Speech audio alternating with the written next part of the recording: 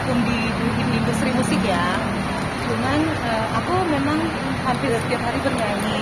Hanya kayak tadi aku bilang, udah lama nggak mengeluarkan karya. Dan akhirnya aku dipertemukan dengan orang-orang seperti Mas Robirum dan juga tim-tim kreatif lainnya. Dan juga memang sama Mas Surbayan ini kita tuh udah punya konsep dari tahun-tahun kemarin.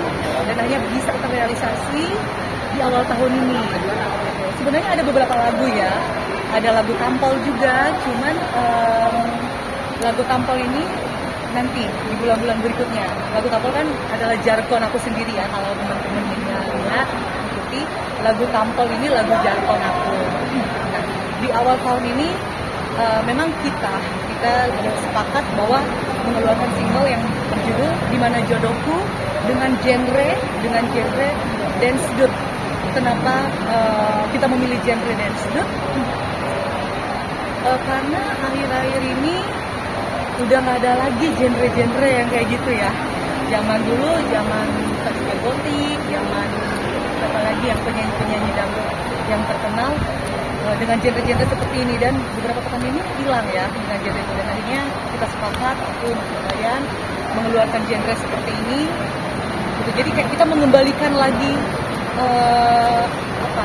ingatan-ingatan kita musik-musik seperti ini.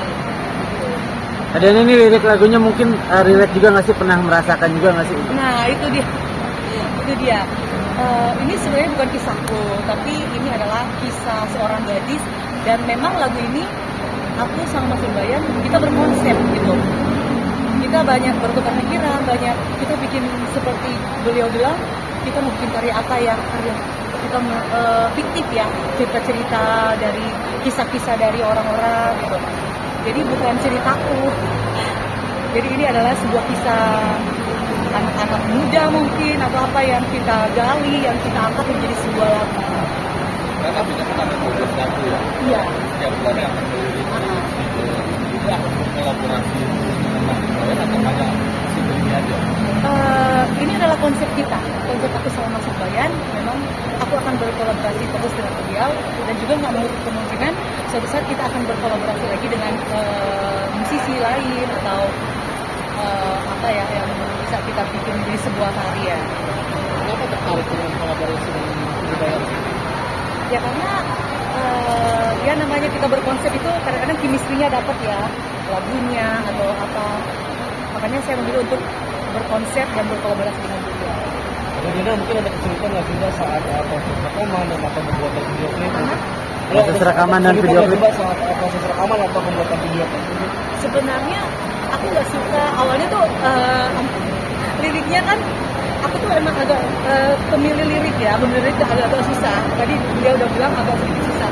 Tadinya aku pikir ini liriknya kayaknya gimana ya, Tuhan mana jodohku, seakan-akan gimana gitu ya. Tapi dikasih pengertian juga sama beliau bahwa kita kalau mau berkarya itu ya kita berkarya totalitas aja gitu. Belum tentu apa liriknya, belum tentu juga apa yang kita alami atau gimana ya, kita berkarya aja gitu dengan totalitas. Makanya ya udah gitu, aku mau gitu, dan akhirnya aku menjalankannya dengan benar-benar sungguh-sungguh, totalitas juga, sehingga buat aku lancar-lancar aja. Surbayan ini kan pernah melintasi lagu Flora dan Bimba. Kalau tadi ada bisa aktivis apa nih kita menyanyi lagu-lagu yang Jadi di sini aku itu optimis ya, tapi aku tidak apa ya istilahnya membandingkan atau saing dengan karya-karya orang lain. Di sini aku hanya ingin menampilkan yang terbaik, menampilkan karya-karya terbaik itu dari diriku sendiri, gitu ya, mempersembahkan karya terbaik untuk semuanya, sehingga dari karyaku, dari laguku ini bisa menghibur semuanya. Itu aja sih. dari segi video klip sendiri kita bicara tentang menonjolkan kesaksian itu memang cerita dari Mbak Dian. Aku nggak ngerti ya. Nah, untuk kalau ngomong tentang video klip ini, aku malah nggak ngambil untuk konsep. Jadi konsep ini tuh dipilih sama ditentukan sama videografernya Mas Robirum. Tadinya aku nggak berpikir masalah video klipnya kayak gimana ya, tapi beliau yang dia merekomendasikan kayaknya kamu bagus begini deh. gitu. Dan aku kan orangnya yang kayak ya udah bagus gitu. Selagi itu memang masih kayak masih masuk konsep aku, ya udah boleh deh. Jadi aku dimotivasi sama Clipper itu, Mas Roni Run. Kak, tadi di talk show kan bicara soal kolaborasi harus ada diskusi ya. Sudah mendiskusikan soal pembagian royalti belum sudah? Untuk saat ini belum ya. Untuk saat ini belum karena memang aku juga kan menuangkan karya aku di YouTube channel aku sendiri ya. Gitu, dan, aku tuh dari dulu di dunia di industri musik ini, dunia hiburan ini selalu berpikir aku mau berkarya, aku mau mempersembahkan yang terbaik dulu di akunya untuk menghibur, untuk semua yang pecinta musik bisa menikmati dulu apa yang aku berikan, baru kita ngomongin tentang materi, tentang royalti, baru aku di sini mau totalitas berkarya dulu, mau benar-benar berkarya yang terbaik. Cara buat depan lagi kan sekarang bicara lagi ada deal dengan studio ini ada royalti berapa persen? Mungkin lebih omongannya mungkin lebih ke seperti ini kali ya, seperti ya ketika lagu ini booming, ketika lagu ini meledak, ketika lagu ini booming, kita akan mendapatkan sesuatu di luar. Jadi baru di situ kita akan ngomongin royalti. Tapi saat ini sih kita belum ngomongin royalti. Dan aku juga, aku mau kayak tadi aku mau berkarya dulu aja. Baru kita ngomongin royalti. Kebetulan itu kayak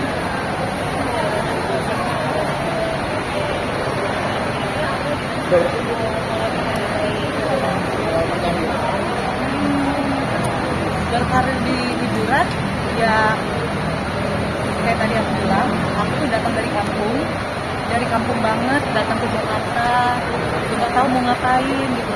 Akhirnya aku ikut casting, ikut apa ya, casting sih, mau casting film, mau casting iklan, aku datang. Dan di antara semua casting nggak ada yang masuk, di antara berapa ratus nggak ada yang masuk. Tapi itulah, aku tuh orangnya sangat semangat ya, apapun itu. Aku nggak mudah menyerah. Aku walaupun gagal, aku tetap casting, aku tetap datang, aku tetap coba. Dan akhirnya aku dapat casting iklan, aku dapat casting film.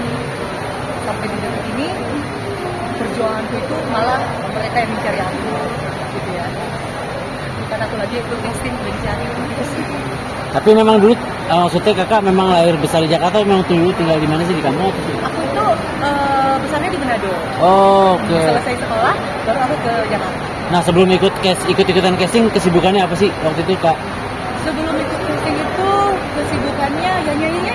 Aku di Jakarta, datang ke Jakarta itu tuh udah nyanyi juga. Oh. Jadi barengan sebenarnya.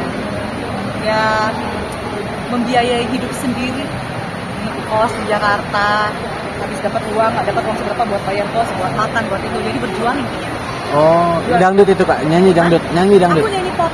Pop dulu. Ya, aku oh, oke. nyanyi pop malah bukan punya dangdut. Aku nggak ngerti malah nyanyi dangdut.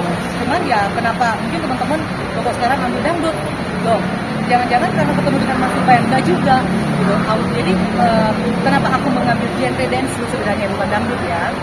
Genre dance karena kan aku diangkat dari sosial media. Ya.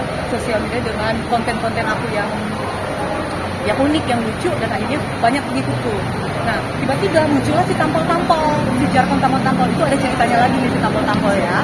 Nah, tapi jadi berbarengan, aku menjadi seorang selebgram, tapi di belakang ini aku udah nyanyi, udah main sinetron gitu ya. Nah, untuk jargon tampol-tampol ini, masuknya kemana sih? Maksudnya, jadi aku mau mengkolaborasi si tampol-tampol ini dengan bernyanyi. Ya, dengan bernyanyi. Nah, nggak mungkin dong kalau misalkan aku nyanyi lagu pop itu kan elegan ya. Terus aku tiba-tiba mau nyanyi lagu pop, contohnya lagu Semata Karenamu kayak gimana ya? Atau mungkin hanya Tuhan. Tampol-tampol, nggak mungkin. Gimana caranya biar tampol-tampol ini bisa masuk di konsep bernyanyiku ketika aku lagi show? Oh, ternyata di dance gitu.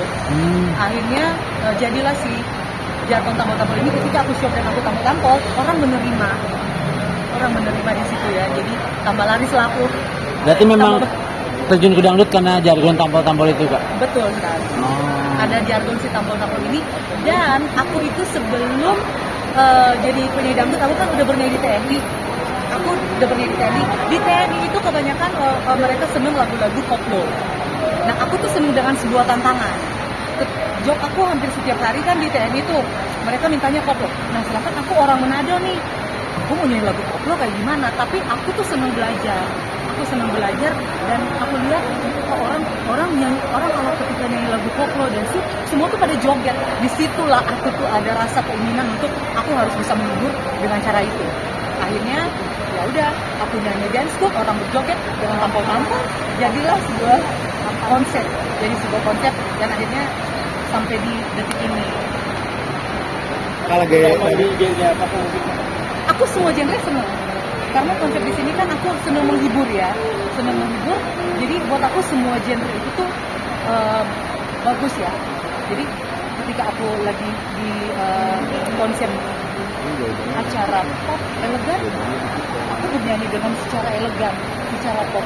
Ketika ada permintaan aku harus bernyanyi ambiar sampai joget-joget di lantai apa, aku bisa. Karena memang sini aku konsepnya adalah aku seorang penghibur, tanggung jawabku adalah membuat audiens, membuat semua teman-teman yang melihatku bahagia, terhibur dengan karya-karya